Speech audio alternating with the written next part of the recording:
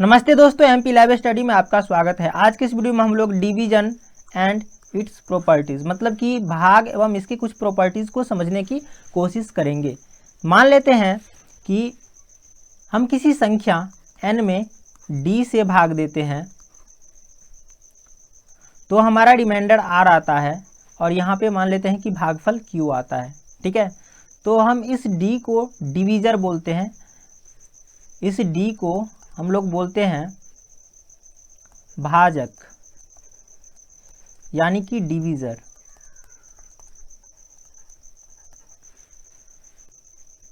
ये जो n है जिसमें हम भाग देते हैं इसको हम लोग बोलते हैं डिविडेंड यानी कि भाज्य। इसे अंग्रेजी में डिविडेंड बोला जाता है।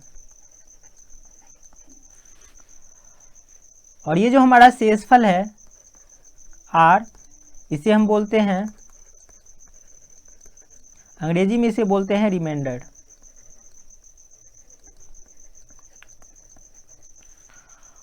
और ये जो है हमारा भागफल, इसे हम लोग बोलते हैं कोसेंट।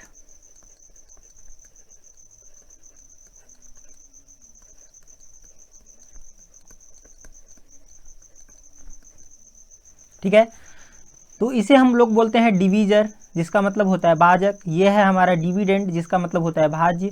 ये है हमारा कोसेंट जिसका मतलब होता है भागफल। और ये है हमारा रिमाइंडर जिसका मतलब होता है शेषफल। ठीक है, अब हम इसके प्रॉपर्टीज को समझने की कोशिश करते हैं। मान लेते हैं हम किसी संख्या n में d से भाग देते हैं तो हमारा शेषफल आता है r और यहाँ पे भागफल मान लेते हैं कि हमारा भागफल आता है x। ठीक है, तो यहाँ पे यदि हम नंबर ज्ञात करें तो ये नंबर होगा भाजक गुने भागफल मतलब कि d गुने x और प्लस ये r। ठीक है, तो यहाँ पे यदि हमें नंबर ज्ञात करना हो तो हम लिखते हैं d गुने x प्लस r। अब इसे अच्छी तरह से लिखते हैं ऐसे dx प्लस r। ठीक है, तो ये है इसका पहला प्रॉपर्टी। हम क्या करेंगे तो ये लिखेंगे भाज्य बराबर क्या होता है, ये होता है भाजक गुने भागफल और प्लस शेषफल। ठीक है, तो ये हमारा है पहला प्रॉपर्टी। हम नेक्स्ट प्रॉपर्टी को समझने की कोशिश करते हैं। तो यहाँ पे मान लेते हैं हम d से इसे n में भाग देते हैं तो यहाँ पे हमारा शेषफल आता है r1 ले लेते हैं यहाँ पे। फिर हम इसी d से m में भाग देते हैं तो हमारा शेषफल r2 आता है। यदि हमें ये बोला जाए कि इसी d से यदि हम m प्लस n में भाग देंगे तो हमारा शेषफल क्या आएगा। ठीक है, तो हम इसे समझने की कोशिश करते हैं अच्छी तरह से। तो यहाँ पे हम देखते हैं, यहाँ पे यदि मान लेते हैं कि भागफल के रूप में हमारा आ गया कितना x, यहाँ पे भागफल के रूप में आ गया y। तो यहाँ से हम नंबर क्या निकाल सकते हैं, यहाँ पे नंबर होगा हमारा कितना, तो ये होगा dx प्लस r1। ये हो जाएगा भाजक गुने भागफल प्लस शेषफल dx प्लस r1। ठीक है, यहाँ से हमारा ये नंबर क्या होगा, तो ये होगा dy प्लस r2। यदि हम दोनों को जोड़ देंगे तो हमारा m प्लस n प्राप्त हो जाएगा, m प्लस n। और ये होगा d into x plus y और जोड़ r1 प्लस r2।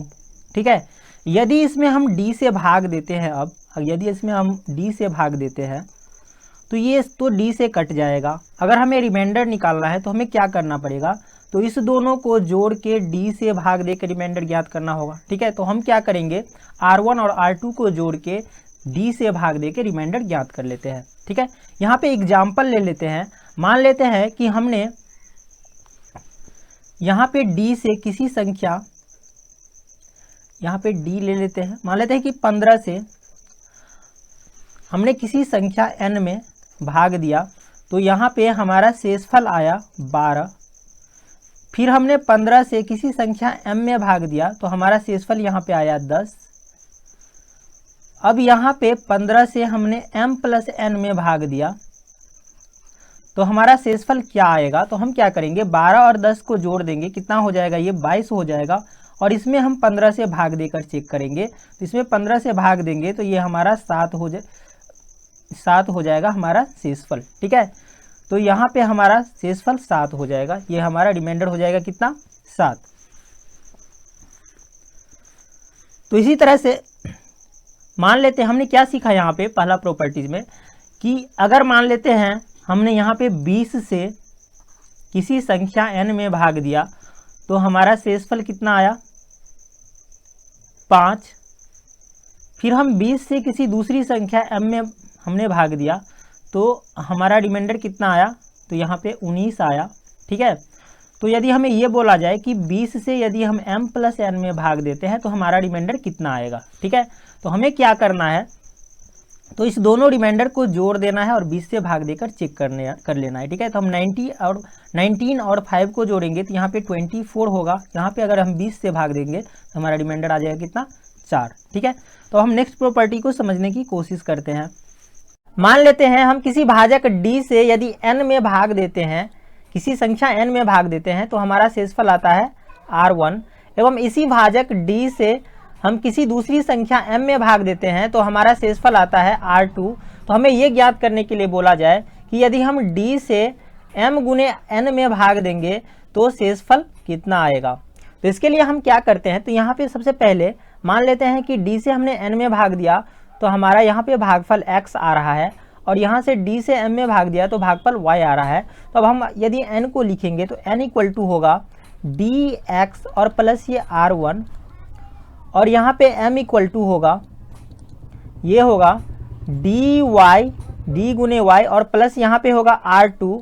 अब यदि हम mn ज्ञात करना चाहे तो ये m गुने n होगा हमारा, ये m गुने n। तो इस दोनों को गुना करना पड़ेगा, इस दोनों को गुना करना पड़ेगा। तो इस दोनों को अगर हम गुना करेंगे तो इसको इससे पहले गुना करेंगे तो ये हो जाएगा d² xy प्लस, यदि हम इसको इससे गुना करेंगे तो ये हो जाएगा dx r2 प्लस, यदि हम d इसको इससे गुना करेंगे तो ये हो जाएगा हमारा dy r1, और यदि इस दोनों को हम गुना करेंगे तो ये हो जाएगा r1 r2। अब यहाँ पे यदि हम d से भाग देते हैं तो इसमें d से भाग देना पड़ेगा। तो हम यहाँ पे देखेंगे कि यहाँ पे 0 रिमाइंडर आएगा, यहाँ पे भी d है 0 रिमाइंडर आएगा, यहाँ पे भी 0 रिमाइंडर आएगा। इसका मतलब हमें रिमाइंडर चेक करने के लिए इस दोनों रिमाइंडर को गुना करके d से भाग दे के हमें ज्ञात हो जाएगा रिमाइंडर। ठीक है, तो यहाँ पे यदि हम एक एग्जाम्पल लेके समझने की कोशिश करते हैं। हमें रिमाइंडर ज्ञात करने के लिए, इसका रिमाइंडर ज्ञात करने के लिए क्या करेंगे, तो इस रिमाइंडर को गुना कर देंगे और d से भाग देके हम रिमाइंडर ज्ञात कर लेंगे। तो एग्जाम्पल के तौर पे मान लेते हैं यदि हमसे ये बोला जाए कि 13 से यदि हम किसी संख्या n में भाग देते हैं तो रिमाइंडर आता है 2। फिर इसी 13 से यदि किसी संख्या हम m में भाग देते हैं तो हमारा रिमाइंडर आता है 5। ठीक है, तो हमें ये बोला जाए, इसी 13 से भाग दे रहे हैं, इसी 13 से यदि हम m गुने n में भाग देंगे तो हमारा रिमाइंडर कितना आएगा, तो ये होगा, हम क्या करेंगे तो इस दोनों रिमाइंडर को गुना कर देंगे तो ये 2 पंचे 10 हो जाएगा। अब इसमें हम 13 से भाग देंगे तो हमारा रिमाइंडर कितना आ जाएगा, तो 10 आएगा। ठीक है, तो इस तरह से हम लोग क्वेश्चन को सॉल्व कर सकते हैं। मान लेते हैं हमसे ये क्वेश्चन पूछा जाए कि यहाँ पे 17 से किसी संख्या n में भाग दिया जाता है तो रिमाइंडर आता है 3, और इसी 17 से यदि किसी दूसरी संख्या m में भाग दिया जाता है तो रिमाइंडर आता है 2। तो 17 से m गुने n में भाग देने के बाद रिमाइंडर क्या आएगा, तो इसके लिए हमें क्या करना पड़ेगा, तो हम 3 और 2 को गुना कर देंगे और 17 से भाग देंगे तो 3 दूनी 6 हुआ, और इसमें हम 17 से यदि भाग देते हैं तो हमारा रिमाइंडर कितना आएगा, तो 6 आएगा। तो ये हमारा हो जाएगा आंसर। ठीक है, तो इस तरह से हम लोग आंसर को ज्ञात कर लेंगे। तो अब हम नेक्स्ट प्रॉपर्टीज को देखने की कोशिश करते हैं, समझने की कोशिश करते हैं। मान लेते हैं हम d से भाग देते हैं किसी संख्या n में तो हमारा रिमाइंडर आता है r। तो हमें ये बोला जाए कि यदि d से हम यहाँ पे किसी संख्या को n से मल्टीप्लाई कर देंगे, मतलब कि संख्या को n से मल्टीप्लाई, ये हमारा n है, n को हमने d से भाग दिया तो r रिमाइंडर आया। अब हम क्या करेंगे, तो संख्या का n गुना, संख्या के n गुना में यदि d से भाग देंगे तो हमारा रिमाइंडर क्या आएगा। ठीक है, तो यहाँ पे सबसे पहले मान लेते हैं कि यहाँ पे इस संख्या में d से हमने भाग दिया तो x भागफल आया। ठीक है, भागफल क्या आया, x।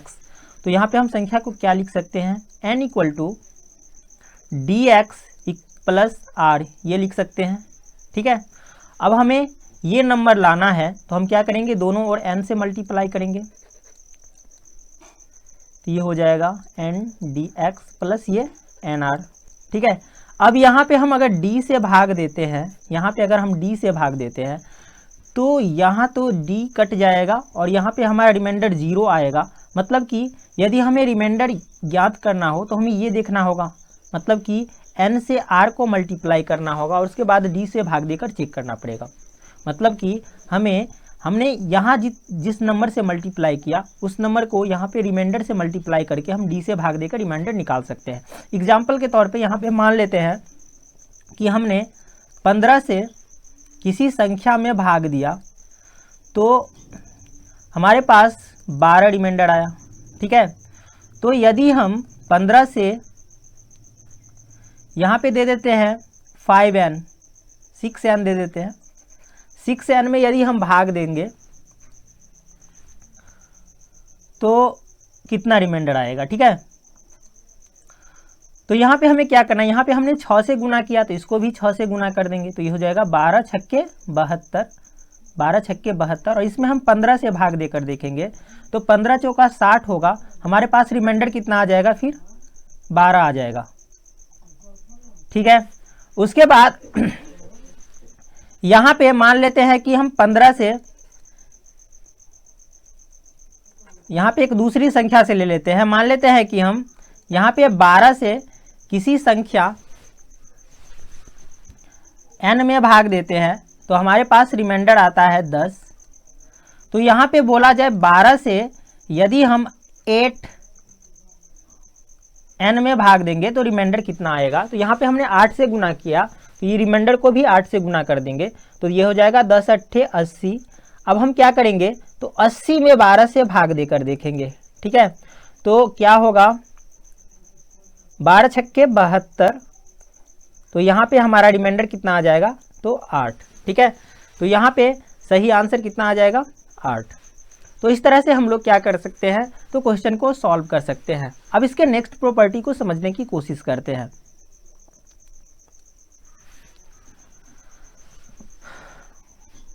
मान लेते हैं d से किसी संख्या n में भाग देने के बाद हमारे पास रिमाइंडर आता है r।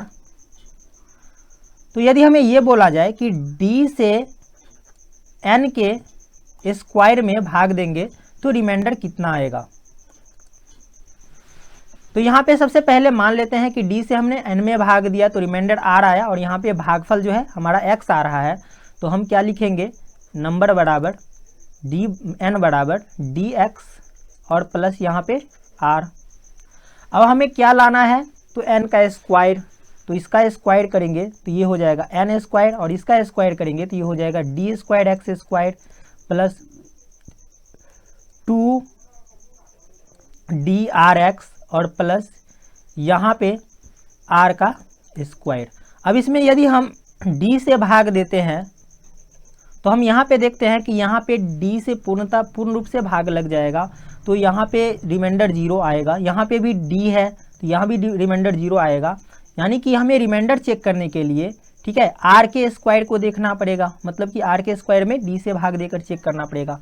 तो हमें क्या करना है, तो यदि इस तरह का क्वेश्चन रहे, ये सिर्फ स्क्वायर के लिए नहीं बल्कि सभी पावर के लिए लागू होगा, क्योंकि हम यहाँ पे n के पावर कुछ भी करें, यहाँ पे n का पावर कुछ भी रहे, ठीक है, यहाँ पे मान लेते हैं m रहे, कुछ भी रहे, तो सभी में मतलब कि हम इसको अगर तोड़ेंगे, ठीक है, तो यहाँ पे जितने भी होंगे, जितने भी टर्म होंगे सभी में क्या आएगा, तो ये d आ जाएगा, अंतिम वाले को छोड़ के, अंतिम वाला में नहीं आएगा। तो इससे पहले वाला तो सभी कट जाएगा, सभी डी से विभाजित होगा, तो लास्ट वाला हमें चेक करना पड़ेगा पावर, ठीक है। तो इसीलिए ये सभी पावर के लिए होगा, सिर्फ स्क्वायर के लिए नहीं बल्कि सभी पावर्स के लिए होगा, ठीक है, ये प्रॉपर्टी। तो यहाँ पे मान लेते हैं एग्जाम्पल के तौर पे कि यदि हम 10 से किसी संख्या n में भाग देते हैं तो हमारा शेष आता है कितना, 5। हमारा रिमाइंडर कितना आता है, 5। अब हम इसी 10 से n के स्क्वायर में यदि भाग देंगे तो हमारा रिमाइंडर कितना आएगा, ठीक है। तो ये ज्ञात करने के लिए हम क्या करेंगे, तो इसका भी स्क्वायर कर देंगे, तो 5 का स्क्वायर करेंगे और इस 10 से भाग देकर चेक करेंगे, तो ये हो जाएगा 25। 25 में 10 से अगर हम भाग देते हैं तो हमारा रिमाइंडर फिर से कितना आ गया, 5, ठीक है। एक दूसरा एग्जाम्पल लेते हैं, मान लेते हैं कि हमने 17 से किसी संख्या n में भाग दिया तो हमारे पास रिमाइंडर आया कितना, तो 8। अब हम क्या करेंगे, तो 17 से यदि n स्क्वायर में भाग देंगे तो रिमाइंडर क्या आएगा, ये हमें ज्ञात करना है। तो हम क्या करेंगे, इस 8 का भी स्क्वायर कर देंगे और इसमें क्या करेंगे, 17 से भाग देंगे। यहाँ पे 64 है, 64 में 17 से भाग देंगे तो क्या होगा,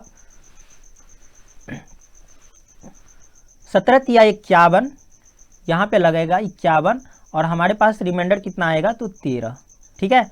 तो 13 हमारे पास यहाँ पे रिमाइंडर आ जाएगा। यह प्रॉपर्टी सिर्फ स्क्वायर के लिए नहीं होता है बल्कि सभी पावर्स के लिए होता है। जैसे हमसे ये क्वेश्चन पूछा जाए कि यदि हम 13 से किसी संख्या n में भाग देते हैं तो हमारा शेषफल आता है 10। अब इसी 13 से n के क्यूब में अगर भाग देते हैं तो हमारा शेषफल कितना आएगा। तो इसके लिए हम क्या करेंगे, तो इस 10 का क्यूब करेंगे, क्योंकि यहाँ पे हम नंबर का क्यूब कर रहे हैं, तो यहाँ पे क्या करेंगे 10 का क्यूब और इसमें हम देंगे 13 से भाग, तो हमारा शेषफल कितना आएगा, ये हो जाएगा 1000 और बट्टा 13, तो यहाँ पे होगा 13 सत्ते 91 और यहाँ पे 9 पे 0 90, 13 छक्के 78 और ये हमारा 12 रिमाइंडर आ जाएगा, ठीक है। तो ये हमारा रिमाइंडर आ गया कितना, 12, तो यहाँ पे आ जाएगा 12। तो इस तरह से हम क्वेश्चन को सॉल्व कर सकते हैं। हमसे यदि ये पूछा जाए कि हम 9 से किसी संख्या n में भाग देते हैं तो हमारा शेषफल आता है 5। यदि हम 9 से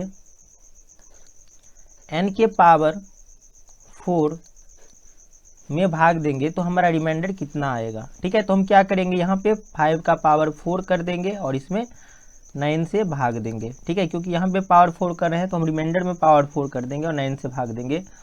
तो यहाँ पे कितना आ जाएगा, 625 बट्टा 9। अब हम 9 से इसमें भाग देंगे तो ये कितना हो जाएगा, 9 छक्के 54, 8 पे 5 85, 9 9 81 और यहाँ पे हमारा रिमाइंडर आ जाएगा 4। तो ये हमारा रिमाइंडर आ गया कितना, 4। तो इस तरह से हम लोग क्वेश्चन को सॉल्व कर सकते हैं। अगर हमसे ये क्वेश्चन पूछा जाए कि हम 9 से किसी संख्या n में भाग देते हैं तो हमारा रिमाइंडर आता है 2 और इसी 9 से n के पावर 3 के 2 गुने में भाग दिया जाए, n के पावर 3 के 2 गुने में भाग दिया जाए तो हमारा रिमाइंडर कितना होगा। तो हम यहाँ पे जिस तरह से कर रहे हैं यही काम जो है हम रिमाइंडर के साथ करेंगे, ठीक है, इसके रिमाइंडर के साथ। तो यहाँ पे सबसे पहले हमने क्या किया, तो n का क्यू किया, तो हम यहाँ पे रिमाइंडर का क्या करेंगे, क्यू, और उसके बाद हमने यहाँ पे 2 से गुना किया है तो हम रिमाइंडर को 2, यहाँ पे ये जो हमारा 2 का पावर क्यू है इसको हम क्या करेंगे 2 से गुना, मतलब कि इसके आधार पे जो है ना इसको भी लिखना है। जैसे यहाँ पे n का क्यू किए हैं तो हम रिमाइंडर का क्यू करेंगे और यहाँ पे 2 से मल्टीप्लाई किया है तो यहाँ पे भी 2 से मल्टीप्लाई करेंगे और उसके बाद हम 9 से भाग देंगे इसमें, उसके बाद इस 9 से भाग देंगे। तो यहाँ पे हमारा कितना हो जाएगा, 8 दूनी 16 और 16 में 9 से भाग देंगे तो हमारा रिमाइंडर कितना आएगा, तो 7 आएगा, ठीक है। तो इस तरह से हम लोग क्वेश्चन को सॉल्व कर सकते हैं, ठीक है। यहाँ पे हम जो चीज़ करेंगे मतलब कि जितना पावर लगाएंगे, जितना से मल्टीप्लाई करेंगे उतना रिमाइंडर, ये कम रिमाइंडर के साथ भी करेंगे और फिर हम भाग दे के चेक करेंगे कि रिमाइंडर कितना आएगा। अब इसके नेक्स्ट प्रॉपर्टी को समझते हैं। मान लेते हैं हमसे ये क्वेश्चन पूछा जाता है कि 125 से यदि हम n में भाग देते हैं तो हमारा शेषफल 37 आता है। तो हम यहाँ पे 25 से इसी n में भाग देंगे तो हमारा शेषफल क्या आएगा। तो यहाँ पे हमें ये चेक करना है सबसे पहले कि इस संख्या से ये पूर्ण रूप से विभाजित है कि नहीं, ठीक है। तो यहाँ पे हम देख रहे हैं कि 25 से 125 पूर्ण रूप से विभाजित है। यहाँ पे अगर हम 25 से 125 में भाग देते हैं तो हमारा 0 रिमाइंडर आता है, ठीक है। तो हमें कुछ नहीं करना है, 25 से हम इस 37 में भाग देकर देख लेंगे, मतलब कि इसके शेषफल में इस 25 से भाग देकर चेक करेंगे। तो यहाँ पे 25 से हमने 37 में भाग दिया तो हमारे पास रिमाइंडर कितना आया, तो 12। तो यही रिमाइंडर, इसका आंसर हो जाएगा 12, ठीक है। और यदि हमसे ये पूछा जाता है कि मान लेते हैं ये हमारा है कितना 100 से हम किसी संख्या n में भाग देते हैं तो हमारा शेषफल यहाँ पे आ रहा है 12, ठीक है। तो हम यहाँ पे 35 से यदि 100 में भाग देंगे तो हमारा शेषफल क्या आएगा। तो यहाँ पे अगर हम चेक करते हैं तो ये 35 से इस 100 में पूरी भाग नहीं लगता है, मतलब कि 35 से 100 को कम्प्लीटली डिवाइड नहीं किया जा सकता है। तो यहाँ पे हम रिमाइंडर को फाइंड नहीं कर सकते हैं, ठीक है। यहाँ पे रिमाइंडर फाइंड नहीं किया जा सकता है। तो इस तरह से हम लोग क्वेश्चन बनाएंगे यदि इस नंबर से ये कम्प्लीटली मतलब डिवाइडेड होगा, कम्प्लीटली इसमें भाग लगेगा। यदि इस नंबर से इसमें कम्प्लीटली भाग लगेगा, मतलब इससे ये संख्या पूर्ण रूप से विभाजित होगा, तो हम क्या करेंगे, सिर्फ इससे इसके रिमाइंडर में भाग देकर देख लेंगे कि शेषफल कितना आता है, वही हमारा आंसर हो जाएगा। यदि इससे ये इसमें भाग नहीं लगेगा, कम्प्लीटली पूरी तरह से भाग नहीं लगेगा, तो यहाँ पे हम रिमाइंडर को ज्ञात नहीं कर सकते हैं, ठीक है। तो हम नेक्स्ट प्रॉपर्टी को समझने की कोशिश करते हैं। मान लेते हैं कि यदि हम d से किसी संख्या n में भाग देते हैं तो हमारा रिमाइंडर आता है r1। फिर d से हम m में भाग देते हैं, किसी दूसरी संख्या में भाग देते हैं तो हमारा रिमाइंडर आता है r2। एवं इसी d से हम m प्लस n में भाग देते हैं तो हमारा रिमाइंडर आता है r3। तो इस तरह से हम डिवीज़र को प्राप्त कर सकते हैं, जिससे हम लोग भाग दे रहे हैं। ये जो हमारा डिवीज़र है इसको हम प्राप्त कर सकते हैं। तो हमारा डिवीज़र होगा r1 प्लस r2 और माइनस यहाँ पे माइनस r3, ठीक है। तो ये हमारा जो डिवीज़र है या तो ये होगा r1 plus r2 minus r3, या फिर इसका जो वैल्यू आएगा उसका कोई भी फैक्टर हो सकता है, ठीक है। जैसे मान लेते हैं कि हम किसी संख्या d से यहाँ पे n में भाग दिया तो यहाँ पे हमारा शेषफल आया 70। फिर यहाँ पे d से हमने m में भाग दिया तो हमारा शेषफल यहाँ पे आया कितना, तो 60। और फिर यहाँ पे हमने d से m प्लस n में भाग दिया तो हमारा शेषफल आ गया कितना, तो यहाँ पे मान लेते हैं हमारा शेषफल 50 आ गया, ठीक है। तो यहाँ पे हमारा डिवीज़र निकल जाएगा, d निकल जाएगा, इसका वैल्यू होगा r1 प्लस r2, मतलब कि 70 प्लस 60 और माइनस 50। तो यहाँ पे 70 और 60 को जोड़ेंगे तो हमारा हो जाएगा 130, और इसमें से 50 को जोड़ेंगे यहाँ पे हमारा 80 आ गया, ठीक है। तो हमारा ये तो पहला डिवीज़र जो है ये आएगा 80, और ये ही नहीं बल्कि 80 का कोई भी फैक्टर आ सकता है। जैसे मान लेते हैं 80 का अगर हम फैक्टर ज्ञात करें, यहाँ पे फैक्टर्स ले तो कितना कितना होगा, तो ये 80 होगा, 40 होगा, उसके बाद होगा कितना तो 20 होगा, यहाँ पे हो सकता है 10 होगा, सॉरी 16 होगा, 10 होगा। तो ये सब हमारा फैक्टर आ सकता है। 8 होगा,